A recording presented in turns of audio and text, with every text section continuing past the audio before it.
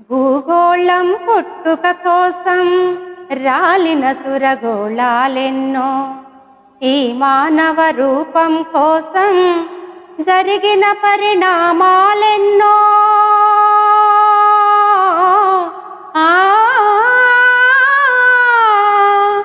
ఈ మానవ రూపం కోసం జరిగిన పరిణామాలెన్నో. ఒక రాజును గెలిపించుటలో ఒరిగిన నరకంఠాలెన్నో.